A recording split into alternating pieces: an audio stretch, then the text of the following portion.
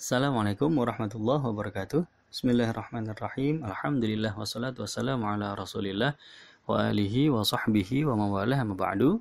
Bapak Ibu, teman-teman sekalian yang dirahmati Allah, kita lanjut kembali ya, yaitu materi ke-17, apa yang dilakukan oleh Rasulullah SAW, rutinitas beliau pada pukul 5 sore ya, pukul 5 sampai pukul 6. Baik, sudah kita singgung sebelumnya bahwa setelah sholat asar Nabi SAW akan melihat keadaan dari istri-istri beliau yang berjumlah 9 orang, Ummul Mukminin radhiyallahu anhunna. Kemudian terakhir lawatan tersebut akan berakhir pada pukul 5 sore, dan beliau akan menetap kepada kediaman istri beliau yang mendapatkan jadwal pada hari itu ya, yaitu tempat yang sama ketika tadi pagi beliau menetap. Jadi pagi, kemudian sore, dan nanti malam beliau akan menginap pula di tempat tersebut ya, jadwalnya untuk 1 hari. Jadi pada pukul 5 Nabi SAW akan berada di salah satu kediaman istri beliau menunggu hingga datangnya waktu maghrib ya. Apa yang dilakukan oleh Nabi SAW ya, seperti yang dilakukan oleh para suami kepada istrinya di sore hari ya, saling bercerita tentang apa yang telah dilalui pada hari itu ya, begitu. Kemudian saling menunjukkan perhatian ya. Kemudian Rasulullah SAW juga memperlihatkan bagaimana bahwa beliau juga membutuhkan perhatian dari istrinya ya. Jadi tidak hanya baginda Nabi memberi perhatian kepada istri juga memberi perhatian kepada baginda Nabi Shallallahu Alaihi Wasallam ya. Sayyidatuna Aisyah pernah bercerita bahwa Rasulullah itu Shallallahu Alaihi Wasallam ya pernah tiduran di pangkuan Sayyidah Aisyah ketika beliau sedang duduk ya. Beliau dalam posisi duduk, Nabi SAW kepalanya bersandar di pangkuan Ummul Mukminin Aisyah radhiyallahu anha ya. Ini menunjukkan bahwa Nabi dalam keadaan sedang rehat ya, sedang bersandar ya, kemudian ingin diperhatikan ya, begitu, mendapatkan curahan kasih sayang. Jadi perempuan juga memberikan perhatiannya kepada sang suami. Suami juga membutuhkan perhatian perempuannya, dan ini yang tidak ada pada zaman Arab jahiliyah ya. Mereka menganggap laki-laki mengerjakan semuanya sendiri tanpa perlu dibantu oleh perempuan ya. Sedangkan Rasulullah SAW di dalam rumah tangganya memperlihatkan bagaimana istri beliau juga saling membantu ya. Nabi itu kalau bercerita tentang Sayyidah Khadijah radhiyallahu anha, maka yang diceritakan oleh Nabi bagaimana Khadijah sangat membantu dakwah beliau ya.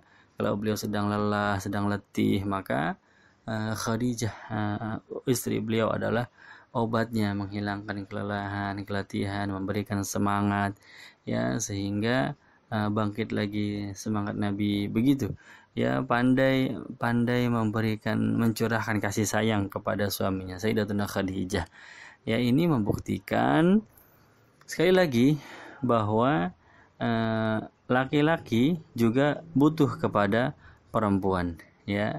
Di samping perempuan juga butuh kepada laki-laki, dan inilah dia yang dibangun oleh agama kita, agama Islam ya. Ketika dulu sebelumnya ya, laki-laki tidak membutuhkan perempuan, laki-laki bisa mengerjakan semuanya sendiri ya, dan perempuan hanya untuk urusan di kasur saja ya. Itu pola pikir Arab jahiliyah, na'udzubillah. Di antaranya hadis dari Sayyidah Aisyah radhiyallahu anha ketika beliau mengatakan, karena Rasulullah sallallahu alaihi wasallam yattaqiu fi hajri wa ana haid falyaqra'ul Qur'an ya, falyaqra'ul Qur'an ya. Sesungguhnya Nabi itu pernah atau sering ya tertidur tidur-tiduran di atas pangkuan aku, kata Sayyidah Aisyah, ya.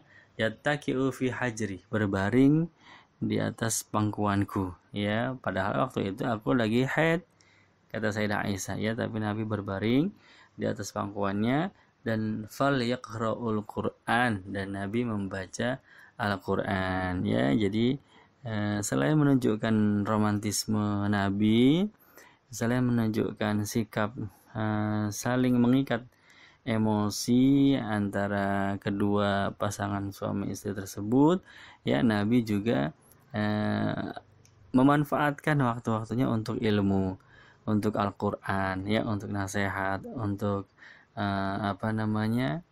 hal-hal yang berkaitan dengan agama. Jadi Nabi membaca Quran. Kemudian Sayyidah Aisyah yang saat itu sedang haid, tidak bisa baca Quran, maka Sayyidah Aisyah mendengarkan bacaan Qurannya Rasulullah Sallallahu Alaihi Wasallam. Itu salah satu yang terjadi di sore hari.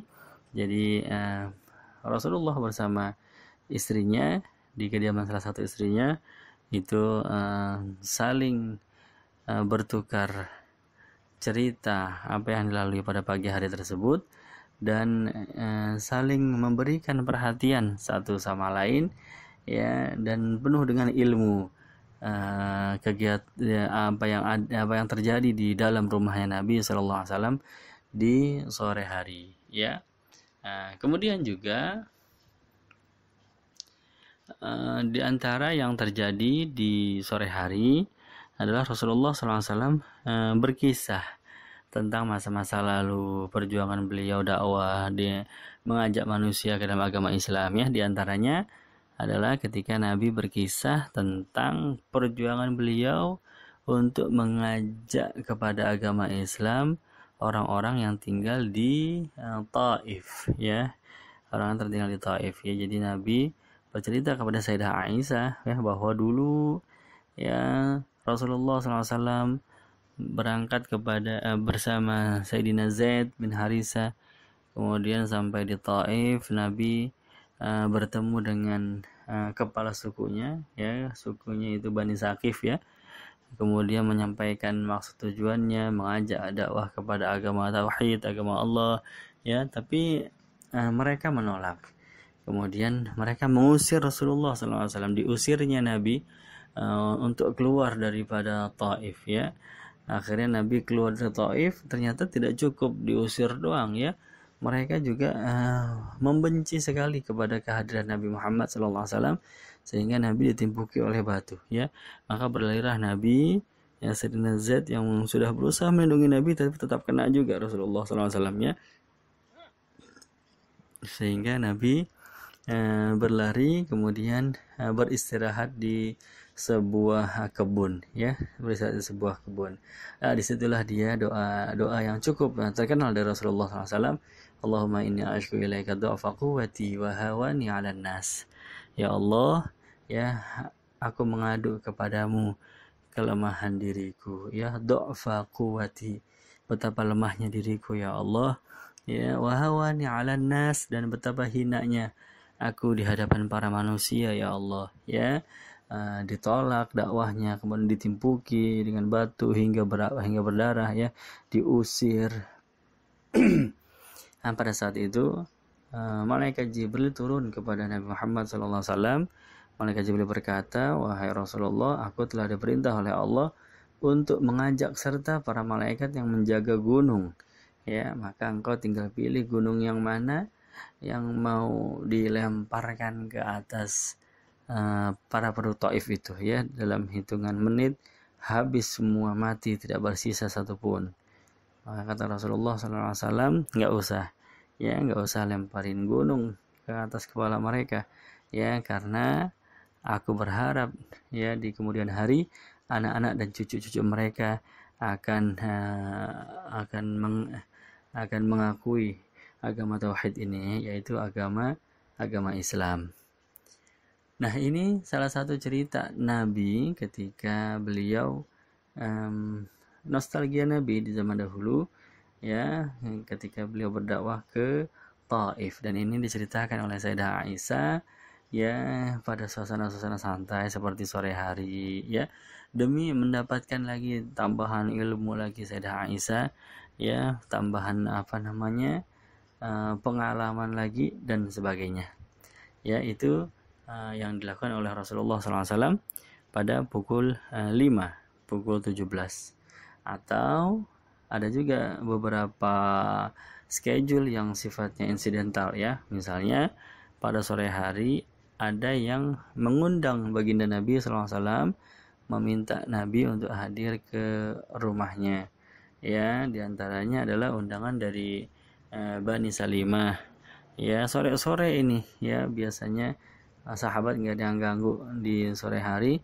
Lah ini karena mungkin belum tahu kondisi atau rutinitas Nabi, ya, beliau mengundang Nabi aja sore-sore, ya Rasulullah, kami sekeluarga pengen motong onta, ya, kami ingin mengundang engkau ya Rasulullah agar kita makan sama-sama, kita makan daging onta, ya, begitu. Ini terjadi di sore hari dan Nabi sifatnya sangat fleksibel, ya, beliau tidak menolak daripada ajakan para sahabat, undangan dari para sahabat, ya.